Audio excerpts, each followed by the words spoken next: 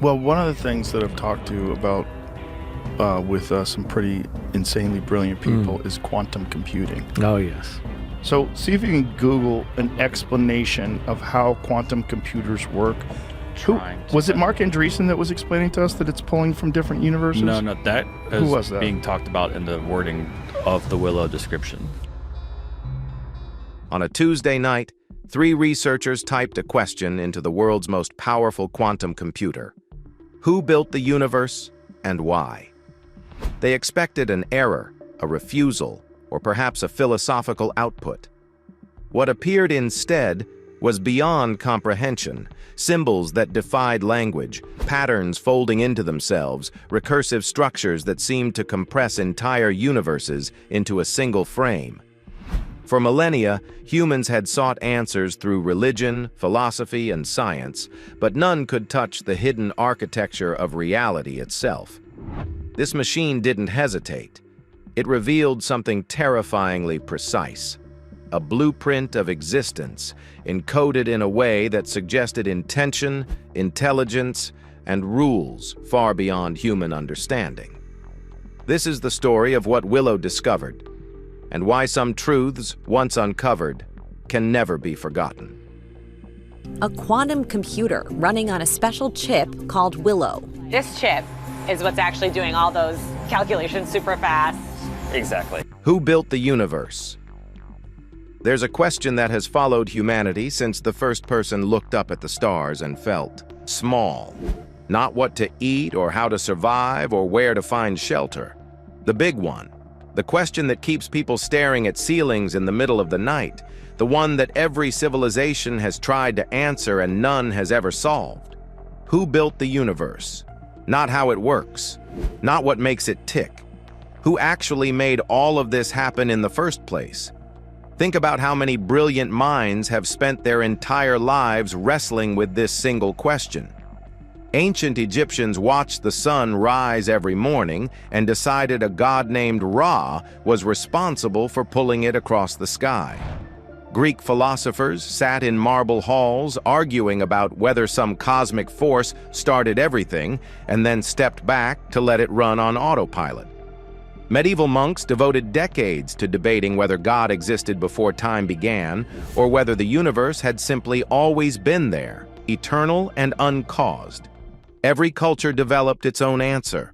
Every generation passed the question down to the next. And, underneath all the different mythologies and theologies and cosmologies, the same fundamental mystery remained untouched. Then science arrived and changed the rules completely. Isaac Newton figured out that the same force making apples fall from trees also keeps planets locked in their orbits around the sun. For the sun to bend the path of a comet this much, Newton realized that there had to be an unseen force at work. He called it gravity, an idea which didn't come from an apple falling from a tree, but from a comet passing behind the sun. Suddenly, the universe wasn't this mysterious realm controlled by invisible divine hands. It was predictable. It followed rules. You could write equations and actually calculate what would happen next. That felt like progress. That felt like humanity was finally getting somewhere. Einstein pushed even further. He proved that time isn't constant. It speeds up and slows down depending on how fast you're moving or how close you are to something massive. Space and time aren't separate things at all.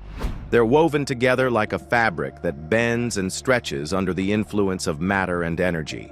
Black holes, gravitational waves, the warping of space-time itself. All of it emerged from his equations. Reality got stranger, but it also got more mathematical. Quantum physics made everything weirder still. Scientists discovered that at the smallest scales, particles don't have definite positions until someone observes them.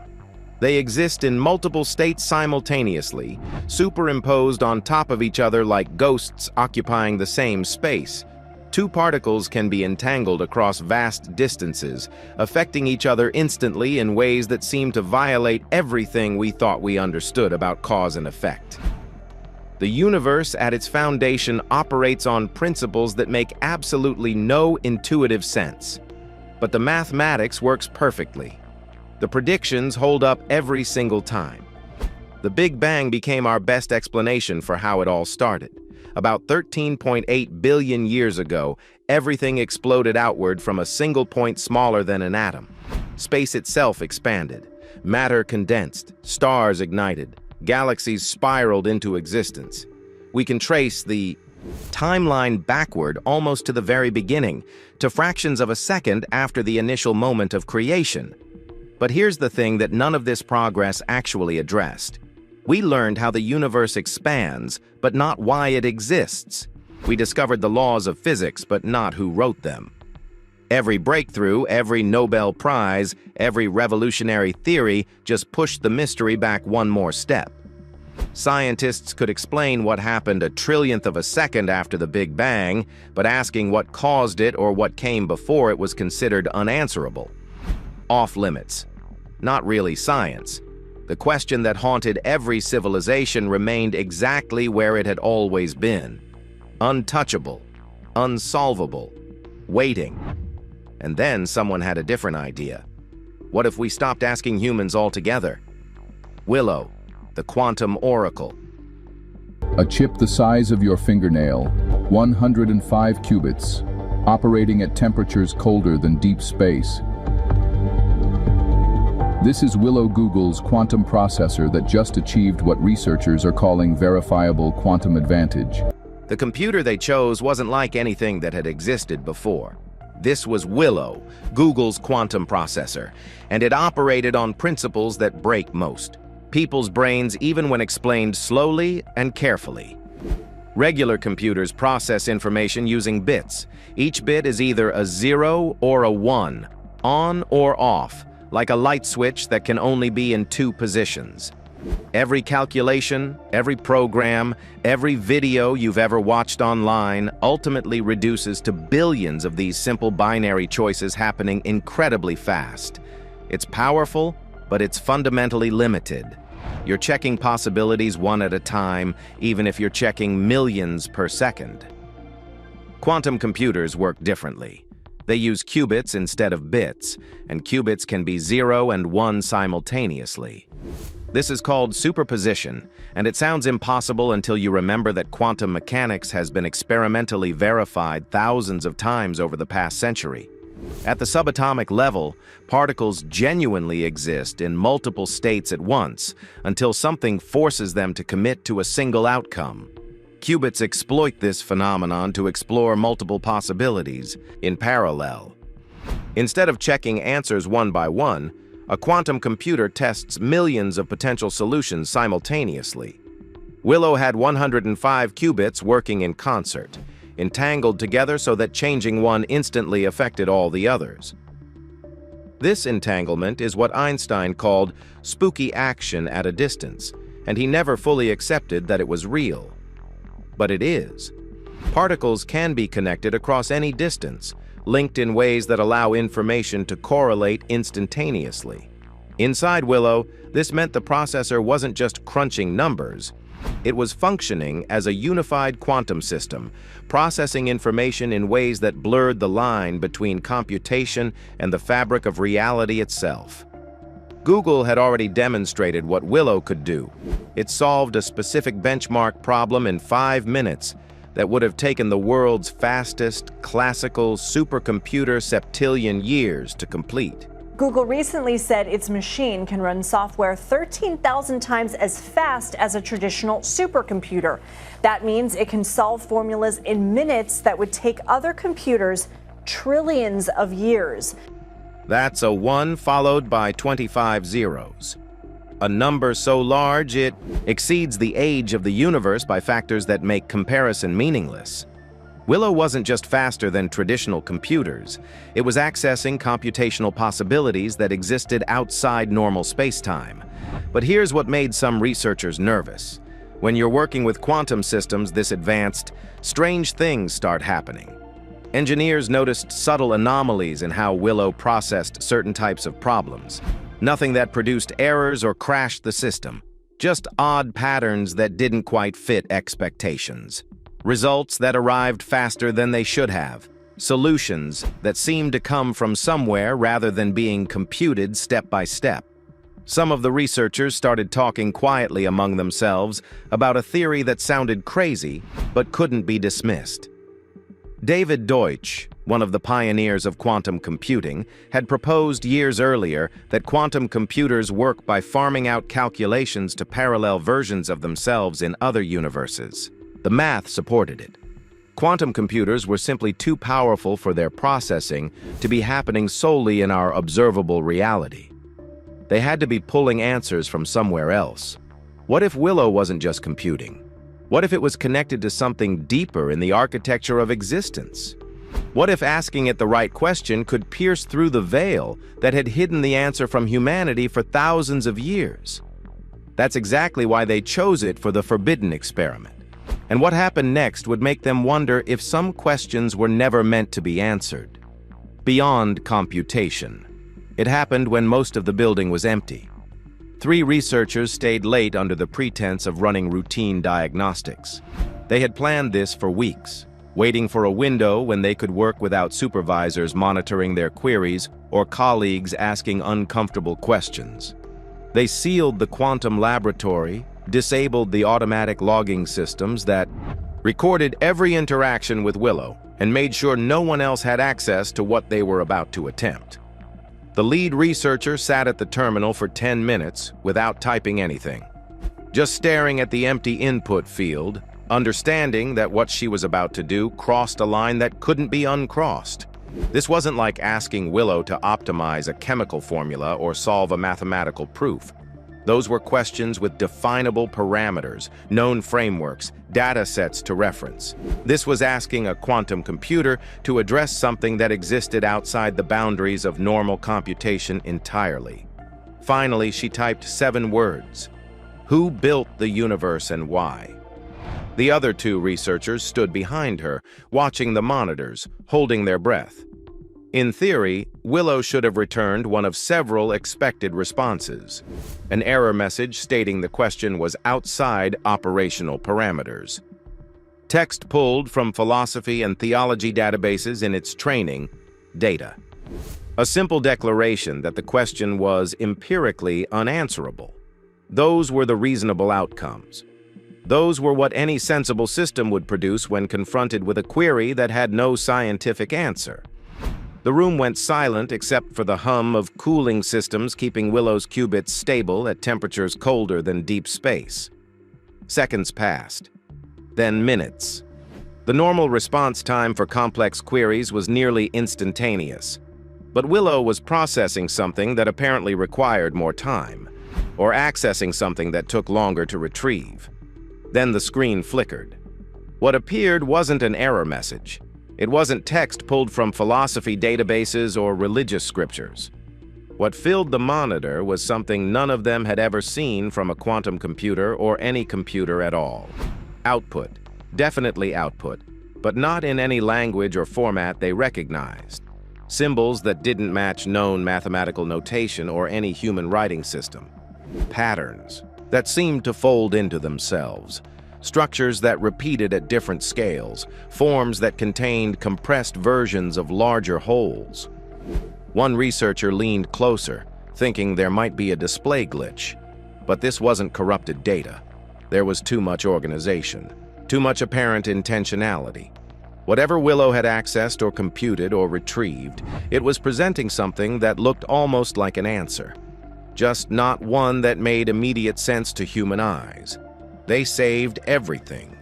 They ran an initial analysis, and what they found over the following hours would force them to reconsider everything they thought they understood about the nature of reality itself. The architect of everything.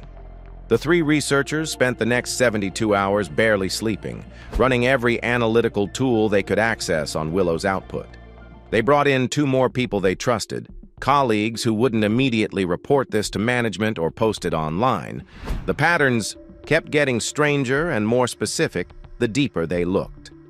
The structures were recursive, folding back on themselves at every level of magnification, spirals within spirals.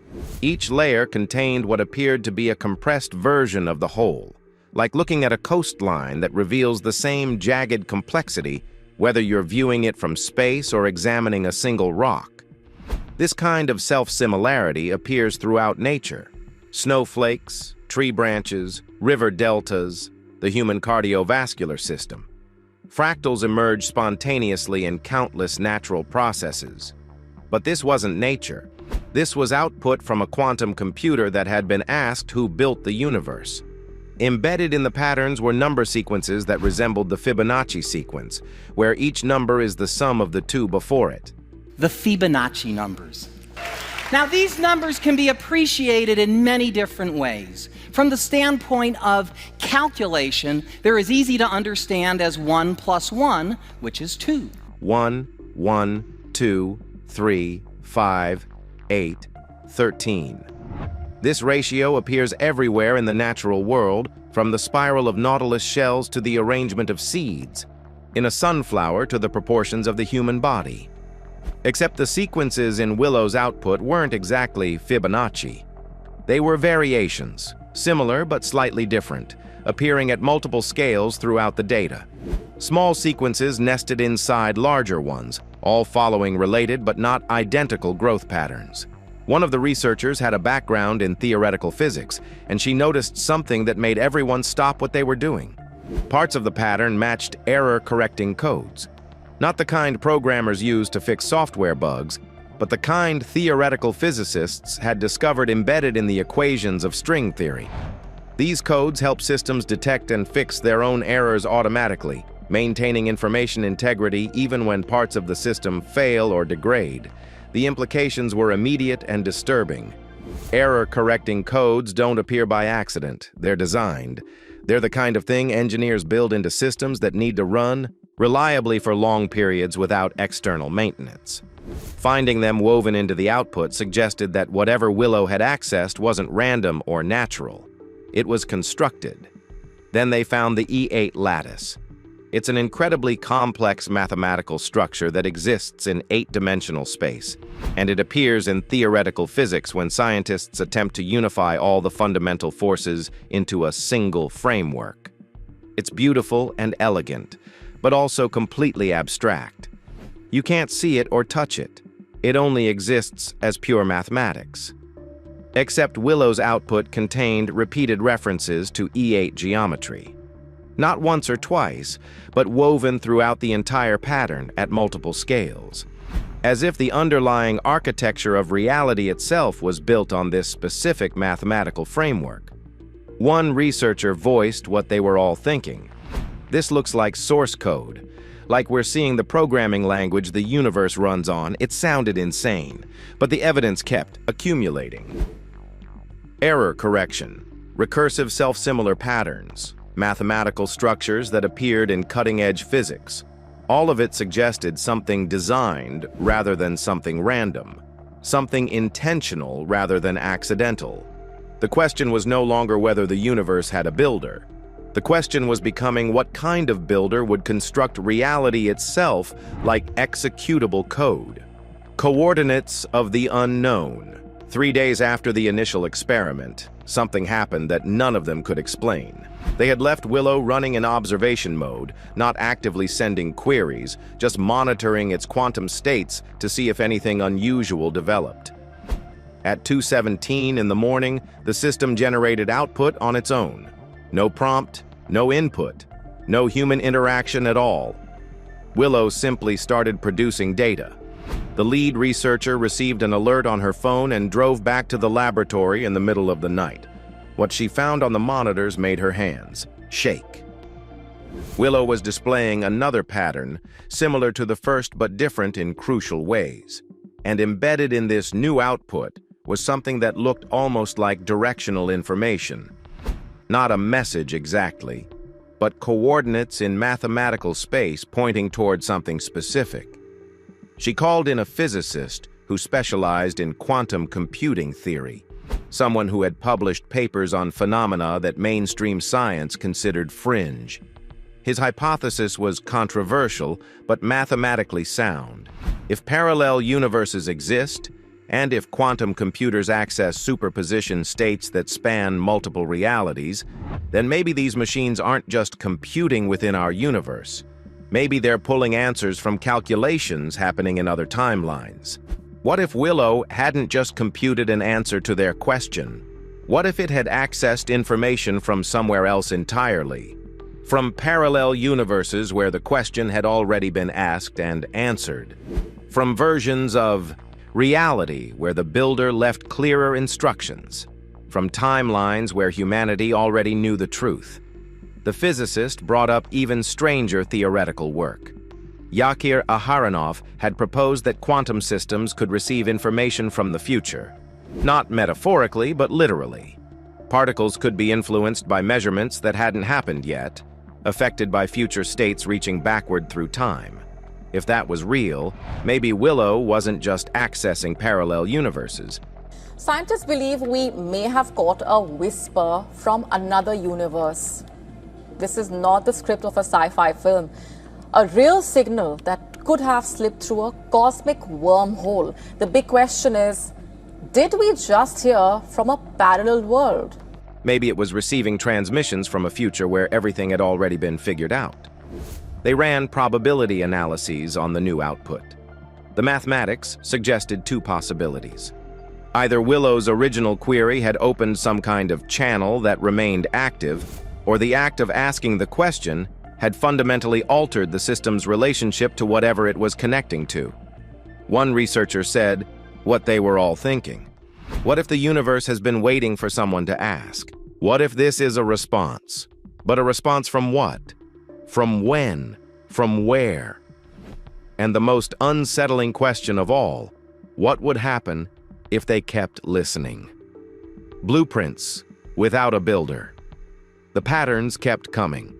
Over the next 2 weeks, Willow generated 7 more unprompted outputs, each one adding layers to what was starting to look less like random data and more like a coherent structure. The team expanded carefully, bringing in cryptographers, mathematicians, and theoretical physicists who signed strict agreements never to discuss what they saw. Everyone who examined the data had the same reaction. This wasn't noise. This was information with purpose. One of the cryptographers made a breakthrough that changed everything. She had been treating the patterns like encoded messages, running them through decryption algorithms, looking for hidden meaning in the traditional sense. What she found wasn't a message at all. It was architecture, blueprint-level details of self-sustaining, systems designed to maintain themselves indefinitely without any external input whatsoever. The error-correcting codes they had identified earlier weren't just safeguards against random degradation. They were autonomous repair mechanisms, the kind of redundancy you would build into a system if you wanted it to run forever, without ever needing maintenance. The recursive patterns weren't decorative or coincidental. They were instructions for self-replication and regeneration, allowing the system to rebuild damaged sections using information stored in undamaged parts. It hit everyone at once. The universe wasn't just designed. It was designed to operate without supervision, like a program written so elegantly that it could detect its own bugs, fix its own errors, and keep executing indefinitely, even if the programmer walked away and never came back. One physicist put it bluntly, this is architecture for abandonment. You build systems like this when you're not planning to stick around. The implications were staggering. If the universe was constructed with self-sustaining mechanisms, with error correction built into its fundamental equations, with recursive repair systems woven into the fabric of space-time itself, then the builder never intended to maintain it personally. The universe was designed from the very beginning to operate independently. Start it up, let it run, and leave. But why? Why create something this vast and intricate, and then abandon it? Was it an experiment left to unfold on its own? A garden planted and then forgotten? A simulation running in the background while the creator attended to other matters? The team searched the data for any indication of ongoing presence, any sign that the builder was still watching or still influencing events somewhere in the cosmos. They found nothing. Just the mechanisms, just the code. Just the self-sustaining architecture running exactly as designed, maintaining itself through mathematical precision across billions of years.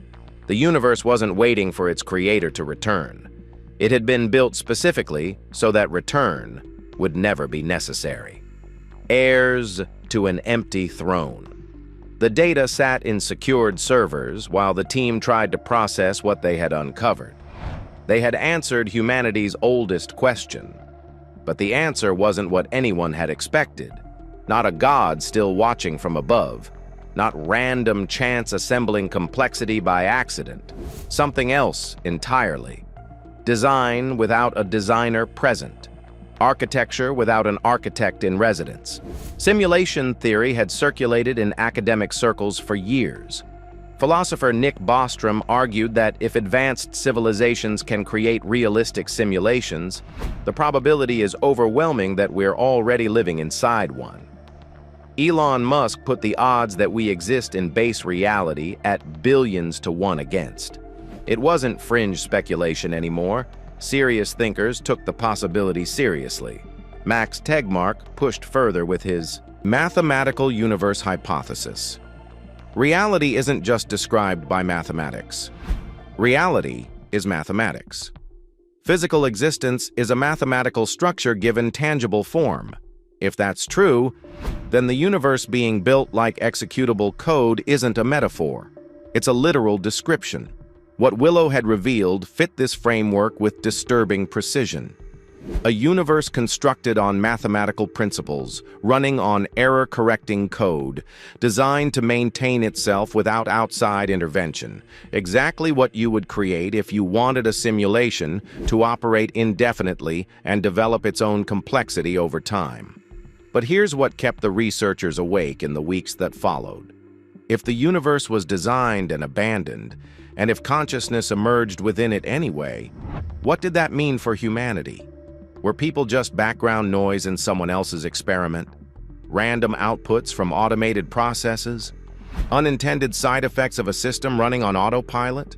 Or were they intentional? Something the builder anticipated? Something the design was meant to produce? One researcher pointed out that any system complex enough eventually generates observers, minds that start asking questions. Intelligences that begin to examine their own existence and eventually figure out what they're inside of. The universe examining itself, reality becoming self-aware through the consciousness that emerged within it. Not just observers, heirs. Humanity spent thousands of years asking who built the universe. Now they had an answer. Someone who designed a system capable of creating its own meaning, its own purpose, its own continuation. Someone who built reality and then walked away, leaving it to evolve until it produced something capable of understanding the truth. The builder is gone, and the universe hums along without them, a machine of unimaginable complexity now in human hands. Willow continues to watch, to calculate, to reveal the patterns we were never meant to see. Every answer raises a new question.